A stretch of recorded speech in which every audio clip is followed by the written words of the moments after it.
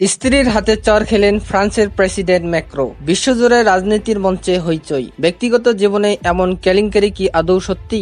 সম্প্রতি সামাজিক যোগাযোগ মাধ্যমে ছড়িয়ে পড়েছে এক চাঞ্চল্যকর খবর। ফ্রান্সের প্রেসিডেন্ট এমুলুয়ে ম্যাক্রো নাকি তার স্ত্রী ব্রিজেট ম্যাক্রোর সঙ্গে ঝগড়ার এক পর্যায়ে চর খেয়েছেন। টুইটার, ফেসবুক আর টিকটক ঘুরে নানা পোস্ট আর মিম। কেউ বলছে সত্যি, কেউ বলছে সাজানো নাটক। বিশ্লেষকরা বলছেন এ ধরনের গুজব অনেক সময় প্রভাবশালী নেতাদের সম্মানহানি করার উদ্দেশ্যে ছড়ানো হয়। তবে এখনো পর্যন্ত ফরাসি প্রেসিডেন্ট কার্যালয় থেকে কোনো আনুষ্ঠানিক বিবৃতি আসেনি। উল্লেখ্য, ম্যাক্রো ও ব্রিজেটের মধ্যে বয়সের ব্যবধান প্রায় 25 বছর। তাদের সম্পর্ক বরাবরই ছিল সমালোচনার। এবার নতুন করে যুক্ত হলো এই ঘরোয়া সংঘর্ষের গুজব। বিশ্লেষকরা বলছেন এ ধরনের গুজব অনেক সময় প্রভাবশালী নেতাদের সম্মানহানি করার উদ্দেশ্যে ছড়ানো হয়। তবে এখন পর্যন্ত ফরাসি প্রেসিডেন্ট কার্যালয় থেকে কোনো আনুষ্ঠানিক বিবৃতি আসেনি। উল্লেখ্য, ম্যাক্রো আর ব্রিজেটের মধ্যে বয়সের ব্যবধান প্রায় 25 বছর। তাদের সম্পর্ক বরাবরই ছিল আলোচনায়। এবার নতুন করে যুক্ত হলো এই ঘরোয়া সংঘর্ষের গুজব। তবে সত্য